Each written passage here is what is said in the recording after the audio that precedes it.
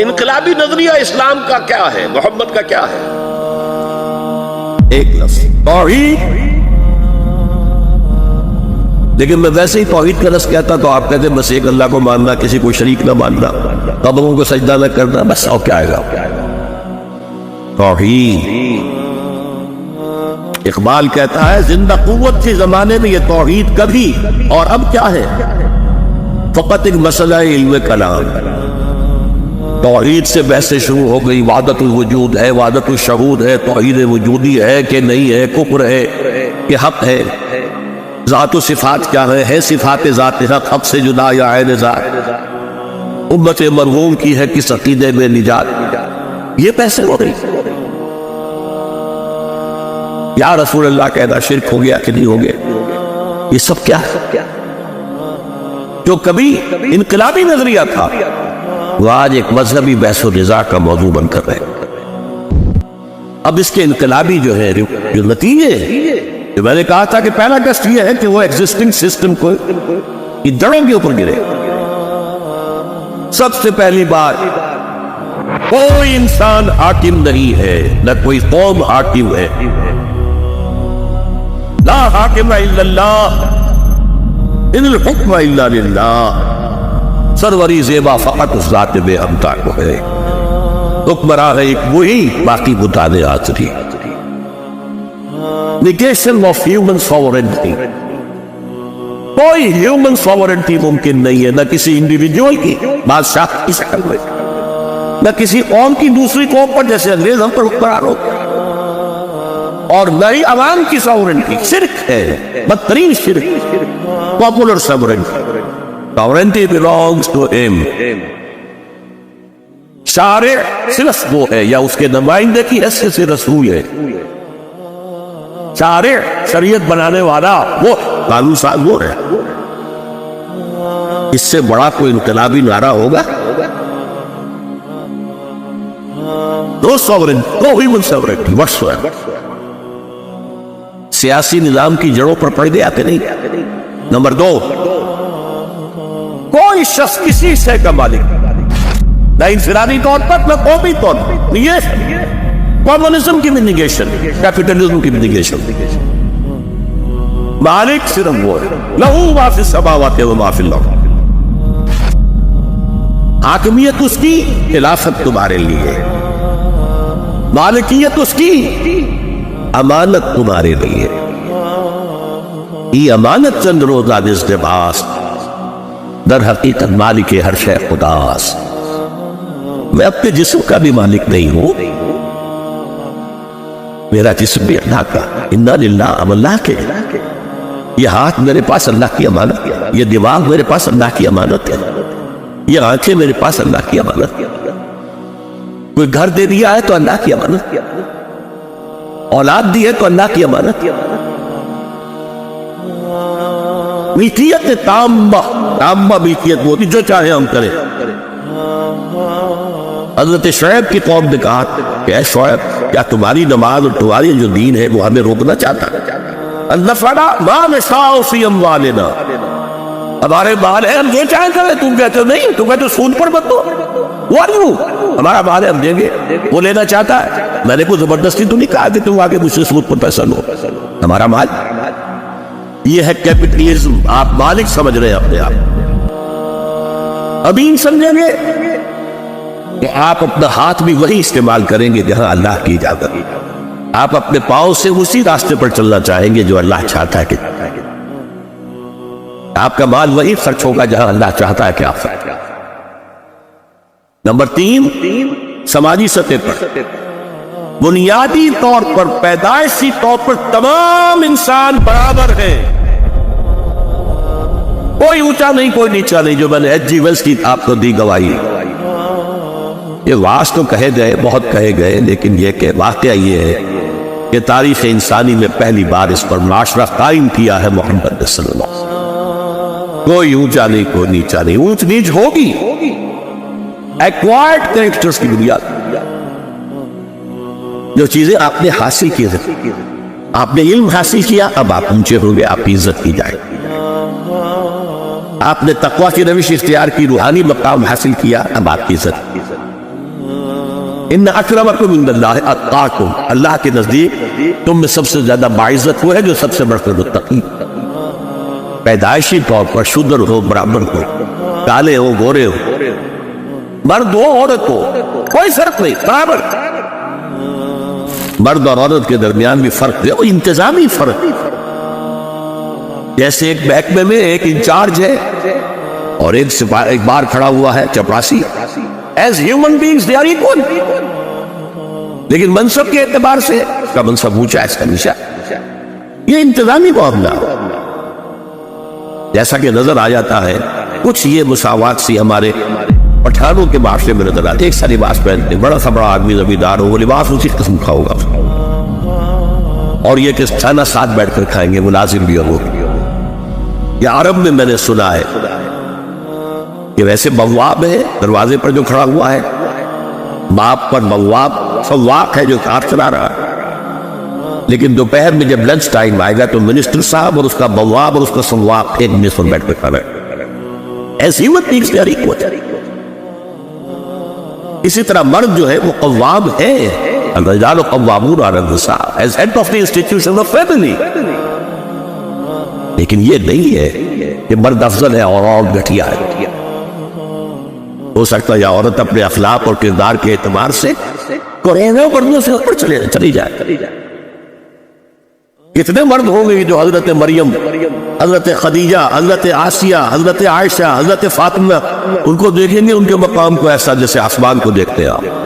تو یہ تین ہے وہ تیشے جو عقیدہ توحید کے نتیجے پر existing system of politico socio economic نظام اس کے اوپر گرتے ہیں۔ حاکمیت مطلقہ اللہ کی، ملکیت مطلقہ اللہ کی، اور کامل مساوات انسان۔ اب اس کی تبلیغ حضور نے کی، گلیوں میں پھر رہے، یا ایھا الناس قولوا لا الہ الا اللہ تفلحوا، اے لوگوں کہو اللہ کے سوا کوئی۔ اس میں ابھی آپ نے اپنی رسالت کا ذکر شامل نہیں کیا، یہ بھی ایک عجیب ہے نکتہ جو آج میں آپ کو بتا دوں۔ ایمفیسس کس پر ہے؟ قولوا لا الہ الا اللہ تفلحوا، کہو تم اللہ کے سوا کوئی معبود نہیں اور تم کامیاب ہو جاؤ گے۔ تو پہلا ہم نے رنگ بھر دیا کہ یہ ہے در حقیقت حضور کا انقلابی نظریہ توحید۔ پھر اس کو آپ نے پھیلایا ہے جو ذرائع اس وقت تھے، پرسن ٹو پرسن، پی پی کالز، گھروں پر جا کر، یا کھانا دو وقت جو ہے 2 مرتبہ بلایا تمام بنو ہاشم کو، اپنے خاندان والوں کو کھانا کھلایا، بات پیش کرنے کی کوشش کی، لوگوں نے سنی نہیں، شور بچا دیا۔ دوسری مرتبہ سن لیا لیکن وہ جیسے سانپ سونگ گیا اور سب کے سب بیٹھے رہے، سوائے حضرت علی کھڑے ہوئے، وہ پہلے سے اپنے تھے، پہلے ہی مان لا چکے، اور انہوں نے کہا اگرچہ میری ٹانگیں پتلی ہیں، اگرچہ میں سب سے کم چھوٹا ہوں، اور اگرچہ میری آنکھیں بھی دکھتی ہیں، یا شعب چشم بچپن سے تھا انہیں، جسے ہم آج کل ککرے کہتے ہیں، تو لیکن میں آپ کا ساتھ دوں گا۔ اور سارا مجمع جو ہے کھلکھلا کے ہنس پڑا، یہ چلے ہیں انقلاب لانے کے لیے، اور یہ ان کے ساتھی، بڑے سو بڑے، چھوٹے میاں سبحان اللہ۔ لیکن یہ کہ جب آپ کو حکم آیا فاصطع بما تؤمر، کوہ صفا پر کھڑے ہو کر بھی نعرہ لگایا، اکلاس کے میلوں میں جا کر دعوت دی، حج کے اجتماعات میں جو طریقہ بھی ممکن تھا، لاؤڈ سپیکر نہیں تھا، کوئی ٹیلی ویژن نہیں تھا، الیکٹرانک میڈیا نہیں تھے، پرنٹ میڈیا نہیں تھے، کوئی چھاپا سارا نہیں تھا، نہ کتابیں نہ رسالے، وہ تو رائے نہیں تھے، لیکن جو بھی ذریعہ تھا اس کو آپ نے امپلوائے کیا۔ نمبر 2، جنہوں نے مانا انہیں منظم کرتا ہے۔ اب اس تنظیم کی سب سے پہلی بنیاد کیا تھی؟ جب مان لیا کہ آپ اللہ کے نبی ہیں، آپ جو کچھ کہہ رہے ہیں وہ اللہ کی بات ہے، آپ کی نہیں ہے، آپ کے اوپر وحی آئی ہے، تو پھر اس سے سرتابی کیسے ممکن؟ کیا نبی کے بعد سے بھی اختلاف کیا جا سکتا؟ اس سے زیادہ مضبوط جماعت کا آپ تصور نہیں کر سکتے۔ دیکھیے تو ایک بات کہہ رہا ہوں، کہیں آپ مجھے مس کوٹ نہ کر دیں، فتوے لگ جائیں گے۔ آج کی دنیا میں بھی آپ کو مثال ملے گی کہ سچی نبوت تو جتنی بڑی بنیاد ہے تنظیم کی وہ ہے، جھوٹی نبوت بھی بہت بڑی بنیاد ہے۔ غلام احمد قادیانی کی جھوٹی نبوت پر جو جماعت چل رہی ہے، ذرا آپ اس کا اندازہ کیجئے کہاں سے کہاں پہنچ گئی۔ جھوٹی نبوت۔ مجھے لطیفہ بھی یاد آ رہا ہے کہ ایک شخص نے درویشی کا بحرود بھرا، لہذا اب لوگ آنے لگے، اس کے پاس نذرانے پیش کرنے لگے۔ کچھ دنوں کے بعد اس سے خیال آیا یہ میں نے جھوٹ موٹ کی درویشی اختیار کی ہوئی ہے، تب یہ کچھ مل رہا ہے، اگر سچ مچ کی کرنی تو کیا ہوگا؟ پھر وہ سچ مچ کا درویش۔ تو یہ جھوٹی نبوت۔ دیکھیے جس نے غلام احمد قادیانی کو نبی نہیں مانا، لاہوری طبقہ، وہ منتشر ہو گیا، ختم ہو گیا۔ نبی کی بات سے تو اختلاف کر نہیں سکتے آج۔ وہ مضبوط ترین جماعت جو دنیا میں ہو سکتی ہے وہ کسی نبوت کے دعوے کی بنیاد، وہ سچی نبوت اور آخری نبوت محمد رسول اللہ کی، اس کی بنیاد پر جو جماعت بنی، جو اس بچے نے جو آیت پڑھی تھی محمد رسول اللہ والذین معہ، یہ جماعت کیا تھی؟ اللہ کے رسول محمد اور وہ لوگ جو ان کے ساتھ تھے، یہ جماعت تھی۔ حضور کو کسی نے الیکٹ نہیں کیا تھا جماعت کا صدر، وہ نبی ہونے کی حیثیت سے، داعی ہونے کی حیثیت سے خود بخود امیر۔ ان کے ساتھی ان کا کہنا سنتے ہیں، مانتے ہیں، سمعنا واطعنا، ہم نے سنا ہوا۔ البتہ حضور نے آئندہ کے لیے ایک مثال قائم کرنے کے لیے، میں ابھی جب وہ نعت سن رہا تھا اس میں ایک مصرع آیا تھا، بہت دور تک ہدایت دینے کے لیے تشریف۔ میں چونکا، یہ میری گفتگو کی موضوع سے متعلق ہے۔ حضور کے بعد نبی تو کوئی آئے گا نہیں، آئندہ اگر اسی انقلابی جن کو بہت کا مسلمانوں نے آغاز کیا تو اس کی جماعت کیسے بنے گی؟ یہ ریئل پرابلم تھا کہ نہیں؟ لہذا آپ نے بیعت کا سلسلہ شروع کر، آؤ مجھ سے بیعت کرو۔ حضرت عبادہ بن صامت رضی اللہ تعالیٰ عنہ فرماتے ہیں، اور یہ بخاری اور مسلم دونوں کی روایت، اس سے زیادہ صحیح حدیث ہونے کا کوئی سوال ہی نہیں سند کے درجے۔ بایعنا رسول اللہ صلی اللہ علیہ وسلم، ہم نے بیعت کی تھی اللہ کے رسول سے صلی اللہ علیہ وسلم، علی السمع والطاعت، آپ کا ہر حکم سنیں گے اور مانیں گے، فی العسر والیسر، تنگی اور سختی میں بھی، آسانی میں، والمنشد والمکرہ، طبیعت کی آمادگی کی صورت میں بھی اور طبیعت پر جبر کرنا پڑا تب بھی، وعلی حسرۃ علینا، اور چاہے آپ دوسروں کو ہم پر ترجیح دے دیں، ہم یہ نہیں کہیں گے کہ آپ نے نووارد نوجوان کو ہم پر امیر بنا دیا، ہم آپ کے پرانے خدمتگار، آپ کے ساتھی، آپ کے جانسار، ہم پر اس نوجوان کو کیوں امیر بنا دیا؟ اٹس یور پریروگیٹو، آپ کا اختیار ہوگا جو چاہے۔ وہاں اللہ تجاوز الامر اہلہا، اور جس کو بھی آپ بنا دیں گے امیر، اس سے جھگڑیں گے نہیں۔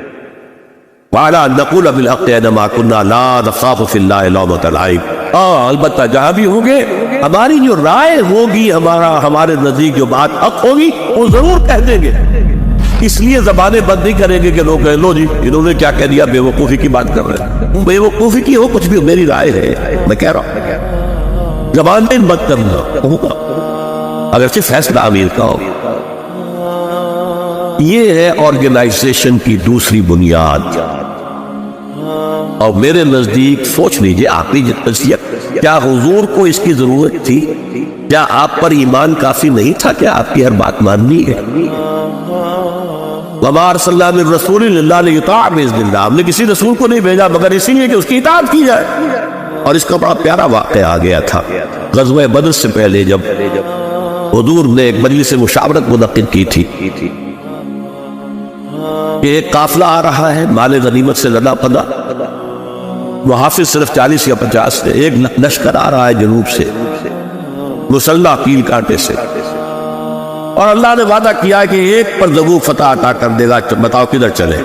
کچھ ہم جیسے کمزور لوگ بھی موجود تھے، ان کا حضور چلے قافلے کی طرف چلے، تھوڑے سے آدمی ہے، آسانی سے قابو پا لیں گے، مال بہت ہاتھ میں آ جائے گا، اور ہتھیار بھی لیں گے، ہمارے پاس ہتھیار بھی نہیں۔ اس وقت حضور کہہ رہے ہیں مجھے مشورہ دو، مجھے مشورہ دو۔ خیر پہلے مہاجرین نے تقریریں کی، بہترین تقریریں کی ہیں، آپ ہم سے کیا پوچھتے ہیں؟ جو آپ کا حکم ہے ہم حاضر ہے۔ اگر آپ سمندر میں اپنی سواری ڈال دیں گے ہم بھی ڈال دیں گے آپ کے، آپ برتوں تک پہنچ جائیں گے، ہم بھی اپنی اونٹنیاں دگنی کر دیں گے، پہنچے۔ پھر بھی حضور کہہ رہے ہیں مجھے مشورہ دو۔ اب سعد بن معاذ رضی اللہ تعالی عنہ کو خیال آ گیا، او یہ روح سفن ہماری طرف۔ وجہ کیا ہے کہ بیعت عقبہ ثانیہ میں طے یہ ہوا تھا کہ اگر قریش آپ کا پیچھا کرتے ہوئے مدینے پر حملہ آور ہوئے تو ہم آپ کی حفاظت کریں گے جیسے کہ اپنے اہل و عیال کی کرتے۔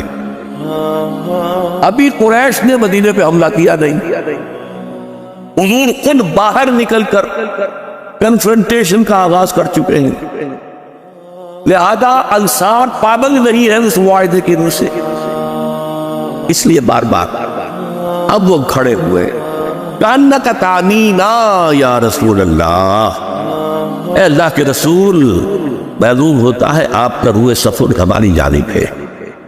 اب دیکھیے کس قدر ڈھونڈا جھوڑا، وَإِنَّا آمَنَّا بِكَ وَصَدَّقْنَاكَ، ڈھونڈ جائیے کیا ہوا تھا وہ بیعت عقبہ ثانیہ میں معاہدہ، ہم آپ پر ایمان لا چکے، ہم نے آپ کی تصدیق کی، ہم نے آپ کو اللہ کا نبی اور رسول بنایا، we have no option۔